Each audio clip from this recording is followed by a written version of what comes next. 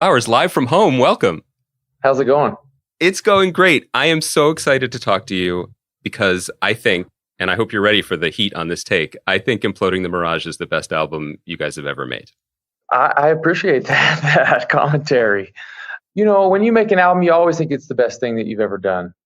I tend to think that about records, and I think you got to have a certain amount of excitement and confidence in yourself to let other people hear it. And so it makes sense. You know, I saw Tanya Tucker. Uh-huh. She actually went to same high school as my parents. Anyway, she recently, put out a great record, and she said it makes sense. Like I've put in a lot of work, and I've gotten older, and I'm better. And so I feel like that makes sense. When it comes to us too. I think it absolutely does. And when I've said this to people, what I was trying to communicate, and this might not make as much sense to younger people who live in like a streaming music brain economy and culture, but like, when I say that, I'm not trying to be like controversial or try to like win the internet. I'm not saying that, When You Were Young isn't like one of the best songs ever. I'm saying that as an album, track for track, this feels like such a rich and complete and thrilling statement. And to do that 19 years into your career, who does that? I don't know. It's good. It's nice that you're picking up on the statement. That was something that we talked about and that we were concerned with you really following through. We had this idea and we had this record cover, and we wanted to capture what it was saying and make a snapshot of what, I was going through and see this through, even if that meant cutting songs that were great. Mm-hmm. And we'd never really done that before. It's not easy to do, but we're really happy with the outcome. When we've talked before, we talked about, falling in love with bands and falling in love with not just the music, but the aesthetic and, the record covers and poring over them and what they mean. And so it's really cool to hear how much that played into this, because from the minute Caution dropped, there's artwork that is communicating something. And then each single had artwork that was communicating something. And please remind me the name of the artist, but Thomas Blackshear. Thomas Blackshear's art across all of the singles and then the album. When you say we had this idea, what was this idea? Or was it more to just communicate one consistent statement? I think it was, it was about two people becoming eternal, two people becoming one, two people persevering and needing each other to get, to be complete, I guess. I started to think about what it meant to be an adult and what it meant to be a husband, and I came to the conclusion that it's not enough just to be over 21 and have a job or whatever it was and be independent. There was something more to it, and so I wanted to capture that. And at least the only reference I have is my parents and my wife in my life now, and my observations, I guess. Well, I want to, I have a bunch of questions about the actual process of making the album, but I'm going to skip them for now because you brought up this idea of the theme, which really resonated with me as someone who is not a young guy anymore and someone who is married and has kids. Yeah. And I was thinking back to a hallmark of earlier Killer songs. We mentioned one, like When You Were Young.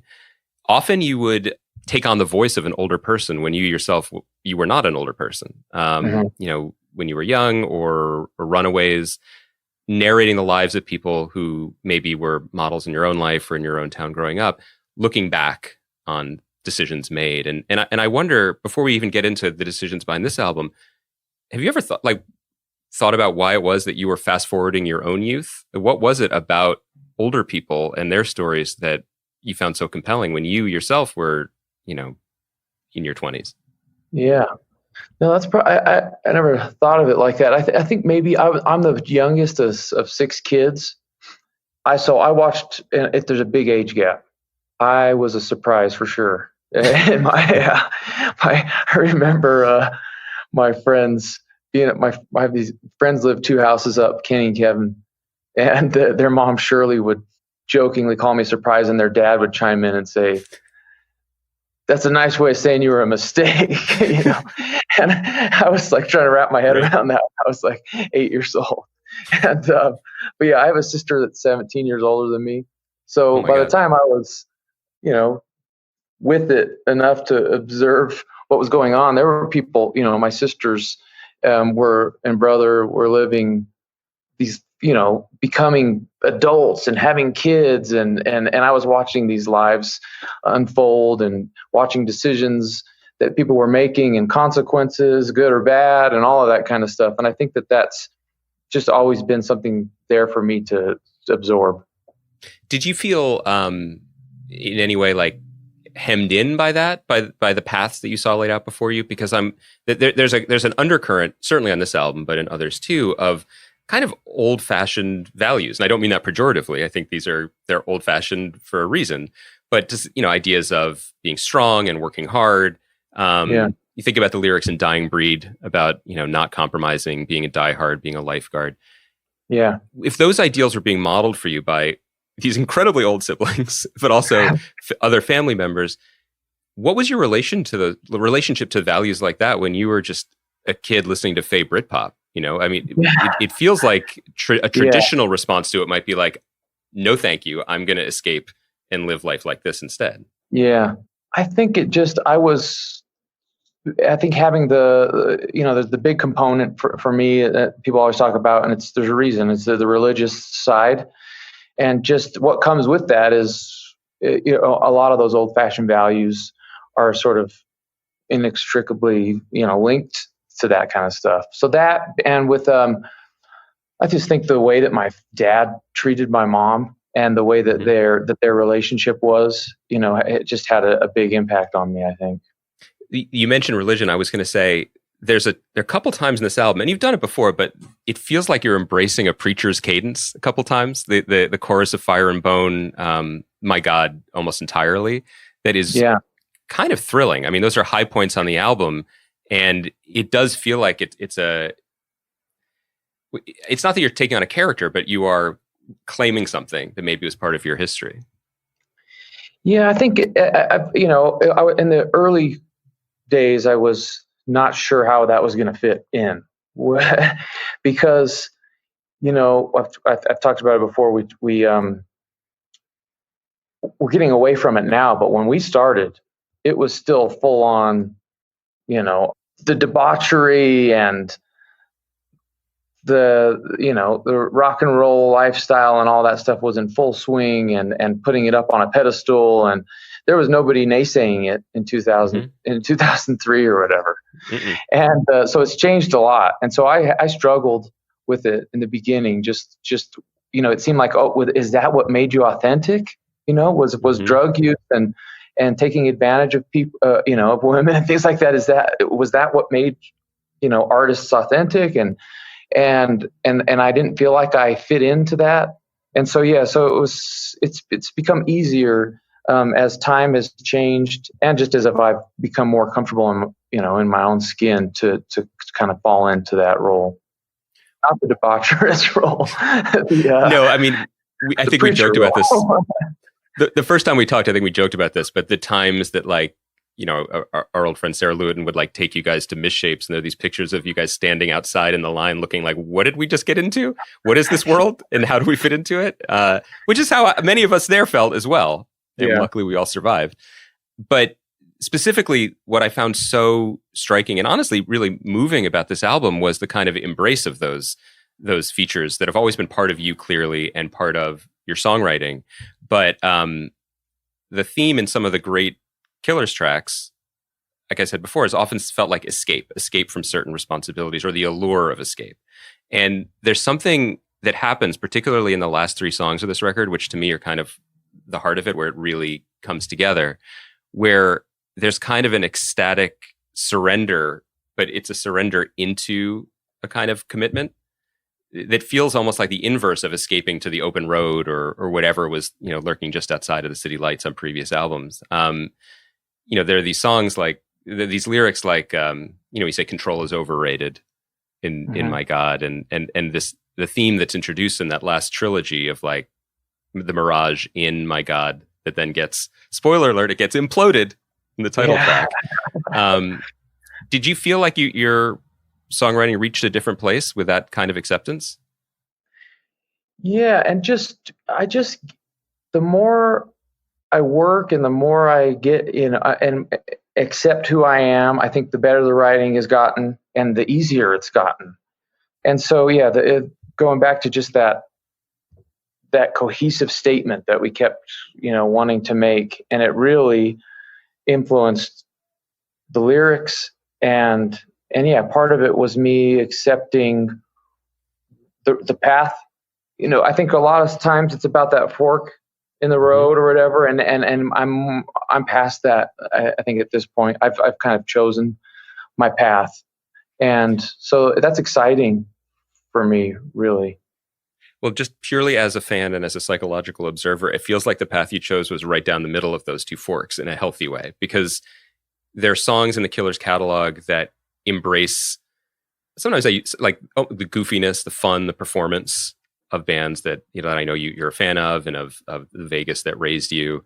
We were talking about Spaceman before, and then there are songs that are incredibly heartfelt.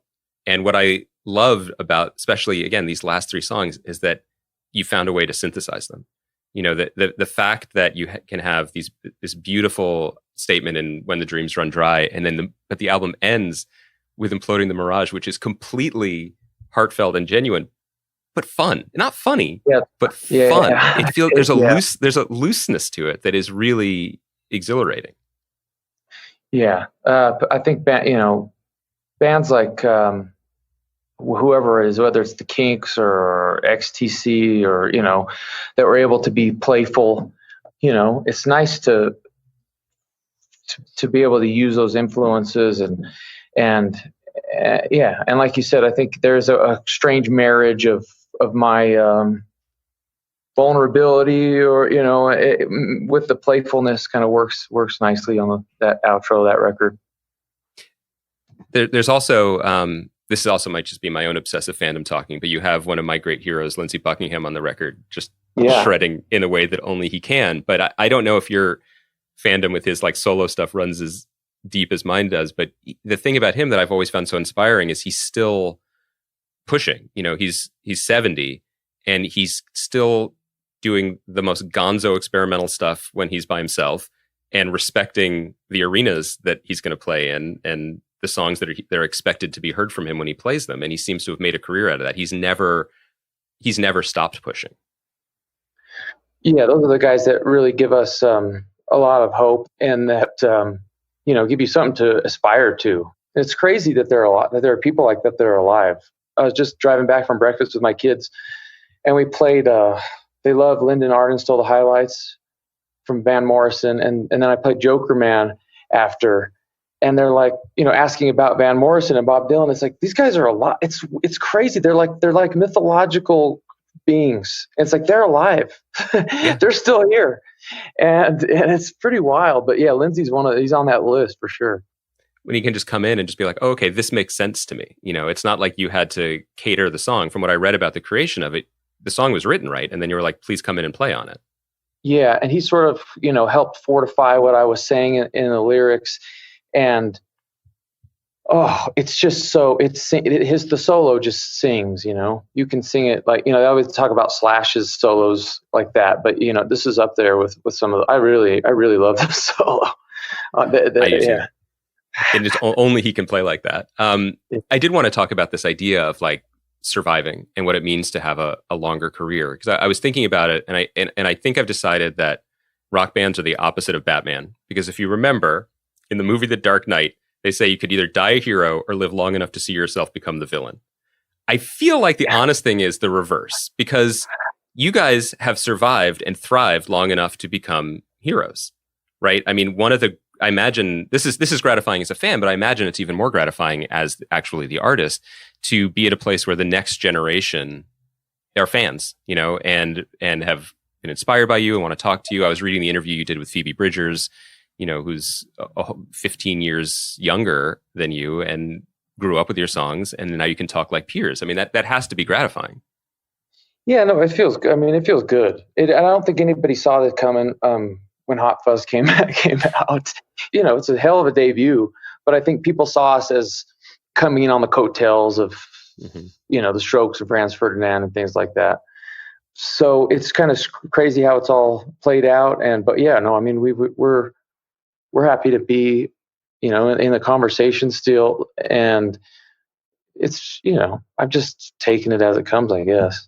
But did you see it coming? I guess I wonder, because for us, when we get an album every few years, or I get the chance to talk to you every few years, it's easy for us to decide like the demarcations of your career or what things meant. But when you look back, like, was there a specific moment that you can point to where it went from being like, oh my God, my dreams are coming true, what a rush, to this is my career now, this is going to be my job as an adult?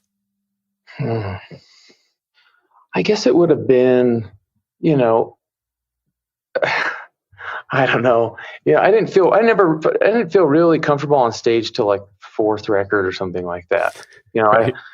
As much as I wanted to act like I really belonged up there, I know I was always felt inadequate, but then at the same time, when I was little, I felt like I was special too. So there's just all this stuff coming at you all the time, and I guess it's just how we just persevered, kept working.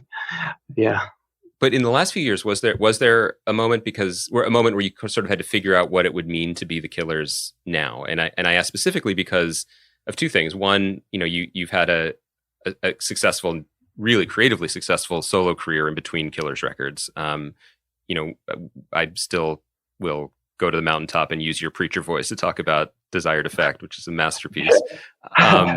And you've dealt with sort of shifting sands within the band as members have stepped away, come back, stepped away again. Was there a sort of reckoning, like, what does it mean to be the Killers now? Yeah, you want to, there's something people I think expect from us, and we don't have to oblige them. We don't have to, but we are people pleasers, and some of the expectations I think that people have for us are just a part of us, and you can't extract it. And so we're lucky in that regard. And so whether someone, is taking a break or is all in or whatever it is, I think we still have a lot that or at least we have a certain bar that we want to, get to when we make a record, and we're not going to, put it out there unless we feel like we've achieved that. How much of the Killers experience, album by album, in your mind is determined by the partners and collaborators that you bring in? Sean Everett and Jonathan Rado produced this record with you guys. And it seems, just as I said, I love this album. It seemed like a really successful collaboration. How much effect does that have, just in terms of setting the mood, setting the vibe, making the album what it is? It has a bit, I think it can have a huge impact. Strangely, we've never had the same producer on two records. Right. And that's a weird, and we're going to make the next record with Rado and Sean.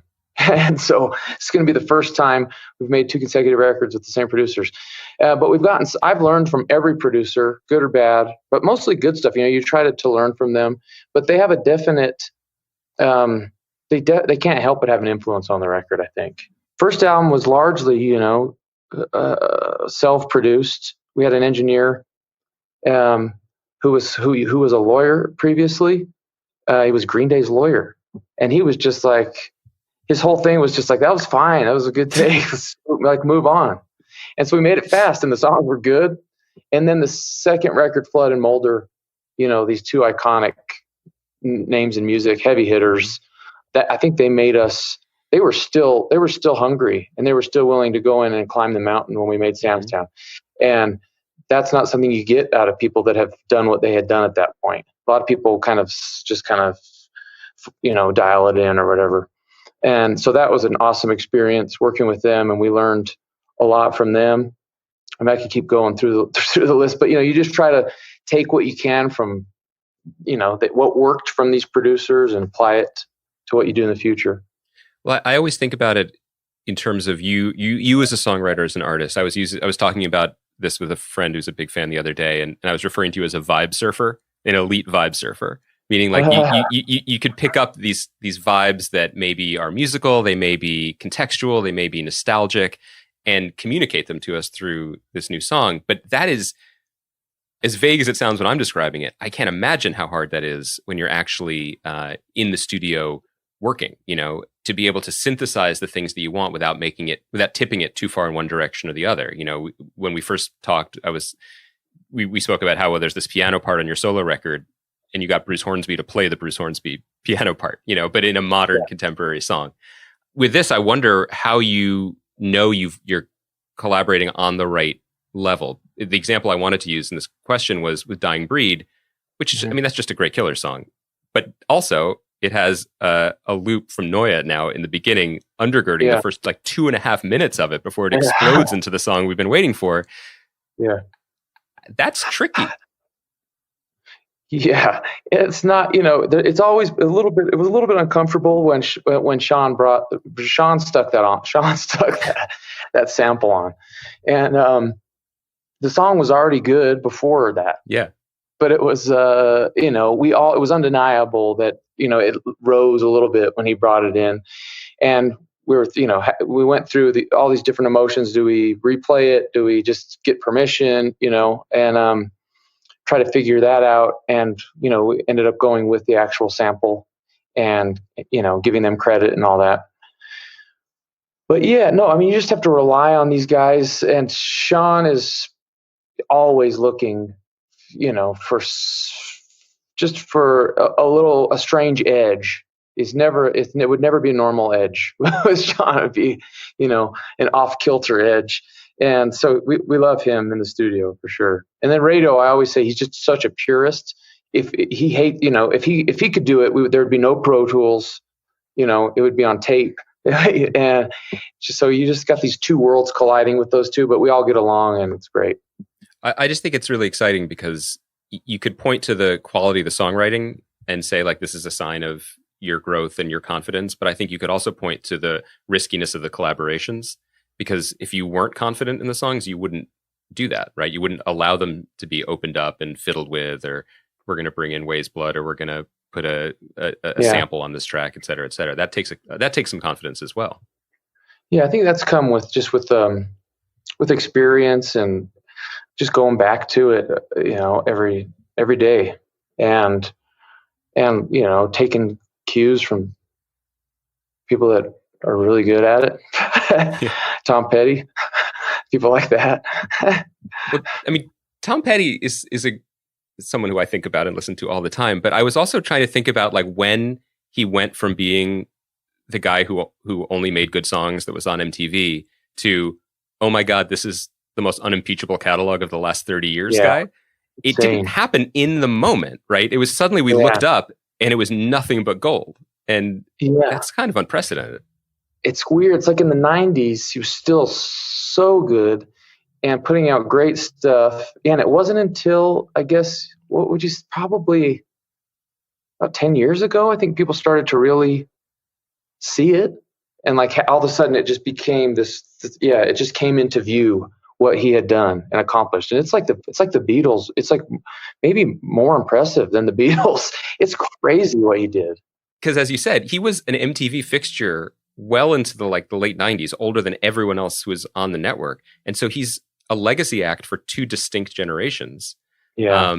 But I was also thinking I know that you in other interviews you've talked about him, and specifically in reference to Blowback, which has a little petty vibe in it. But I was thinking about loving Tom Petty, but never thinking about him the way I thought about artists whose lyrics I pored over. He was just a great songwriter. And then all of a sudden he just drops Wildflowers. Yeah. And it's like, oh, he can actually also write these incredibly intimate and powerful love songs. And, I though I adore your album, I'm not asking you to say, is Imploding the Mirage as good as Wildflowers? We'll talk again in 20, 30 years. But I wonder if there was something similar there, just in terms of the level of emotional honesty that you can feel more comfortable with later in your career or later in your life.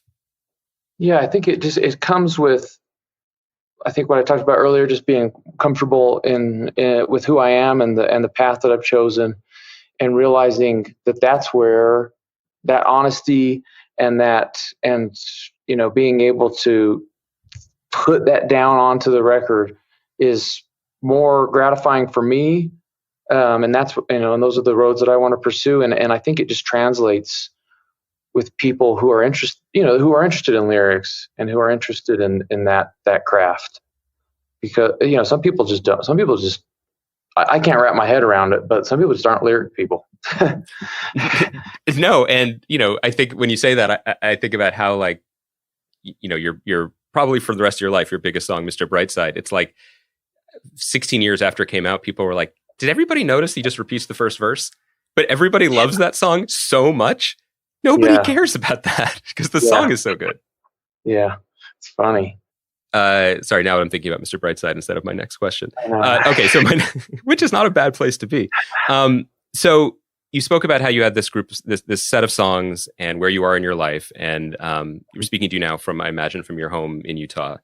Yeah. Now, so you moved there with your family. You lived there. Where you are in your life inspired this incredible set of songs, which were written and recorded and put out into the world. And then you were going to be away from your home for a year performing them. In the last few months, your home transitioned from being the inspiration and bedrock of the new album to just the place where you spend all of your time and in your new life as stay-at-home dad. How has that transition been for you? It's been nice. When we're off tour, some people have, I mean, I can't speak for too many people, but I know some, it's kind of a thing for people to struggle with kind of coming down and what their life is like, without, having a gig that night or flying somewhere or the parties and all of that stuff. And so once we had kids, when I come home, I'm fully commit to being at home. So it's kind of something that I transitioned to fairly easily. And I feel a little guilty. I know I'm in a lucky, place in this life, and so I haven't had to worry. And my heart goes out to people whose livelihoods have been affected by what's going on. But yeah, I'm kind of taking advantage of it. And I heard, I guess this news broke earlier this week that you're saying actively you're just going to make another record now. Is that really the plan? Yeah, it's making me rethink my life. Because usually I go on tour after we make a record, and you get to this point where you're in this writing routine, and then you promote it and you go tour for a year or sometimes a year and a half in our case. And I kind of stop. I try to write on the road, but it's not the same. And it was interesting. I have a side story about that. Can I tell you that really quick? That I just thought about. First album, we're playing Outside Lands, I think it's called, and we're playing with Arcade Fire. And we both had our first albums come out, and they were just this formidable presence on stage. There's like a dozen of them. Yeah, so there's like all these people, and they have this huge sound, and it's their first, it's like the first album. Like who's this fully realized like that, And we felt like we were pretty good, but it's like, how do you play after that? We're playing after them. But I saw Win, and it was I think it was the first time I met Win, and we were backstage, and he brought this portable keyboard up to me and was showing me these like little ideas that they had, and I had not considered what the next album was going to be or what we were doing, and I realized Win is thinking about the next one. Yeah. And that, dramatically it impacted my life, and I hadn't thought about it until recently, but I shortly after just got a portable keyboard, and I always have a portable keyboard with me now because of that. So what was I talking about? And so, yes, it made me think about, so you try to write on the road, but subsequently we wrote things. I think we wrote Bones on the road, which made it onto Sam's Town, and we wrote Human while we were touring Sam's Town. We wrote Runaways while we were touring Day and Age. So it was ended up having a pretty significant, impact on me, that talk with Win. Hmm. But it just keeps me going back to the piano and to the studio, and having not going on tour, I'm in there a lot more than I normally would be, and it's really kind of mind-boggling how the songs are coming. And I'm thankful for it, but it's also making me realize how many have I missed out on while I'm out there on the road. Yeah. Do you feel that they're coming in a way that they are grouped thematically, like Mirage, or too soon to say? It's crazy. It's crazy. I had this song going called Boy, and I was tapped into being an adolescent in this small town that I grew up in Utah, and I just now when I touch a keyboard, I go there, and I go, and so I've got 15 songs that are just there. They live there, and I've never had such have it be so. It feels almost easy, and I'm just so I just want to keep going. I just want to keep getting it till I just want to get it and not let it get away from me right now. Yeah, I don't want to ask any more questions because I don't want to mess with it. I think that sounds so pure. That's amazing. I'll let you go in a moment. I did have to ask. So one of the things that I love also about the new record is the title is a beautiful image. It produced a great song, but it's also produced a lot of questions. And I feel very confident that it is both a beautiful image because you've introduced mirages in My God, for example. The character is not living in a fantasy life anymore. But also, there is a casino called the Mirage. That's right. And when you destroy a building, you implode them, right? That's right. Yeah. In Vegas, that's what that's what you do. You implode things. Okay. See, good. Okay. Yeah. So it's got a double. Yeah. Most people see it the other way first. They're just like, oh, what are they thinking? It's just imploding a hotel in Las Vegas. They don't see the other side of it. So you saw the other side first. Yeah. Well, I like that, like we were saying, where you sort of synthesize both sides of yourself. I like that it's both because yeah. And maybe the only reason I saw the other side first, and by the way, for people listening, the Mirage has not been imploded. They did just reopen their erupting volcano yesterday. So congratulations to everyone at the Mirage. You're safe. But I was thinking about one of the most, to my mind, iconic interview answers ever given, and it's by you, when someone asked you in great flowery language about the song Neon Tiger, great song on Day and Age, about what it meant and the imagery, and your response, maybe it was edited, but as printed, your response was, no, that's a song about a tiger. They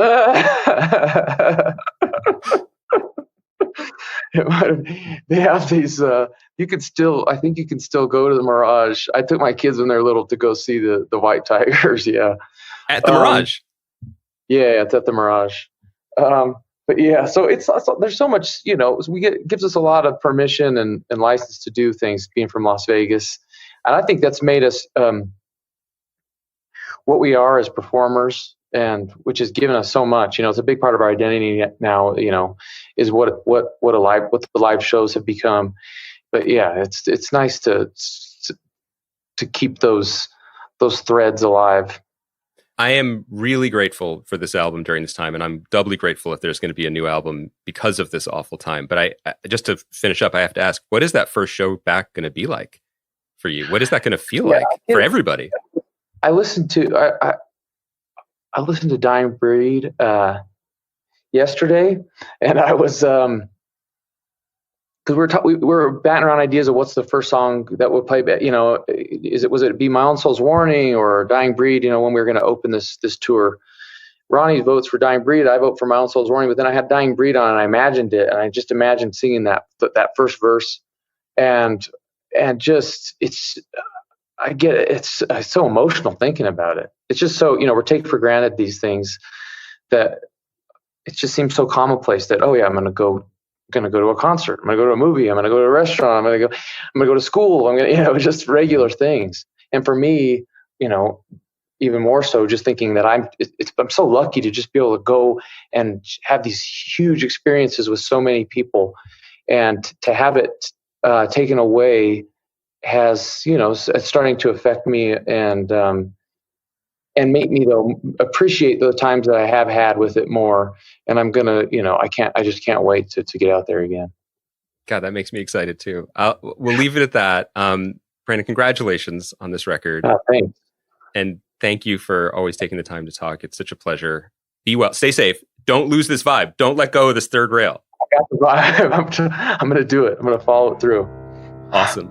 Stay safe. Be well. And best to your family. Thanks, man.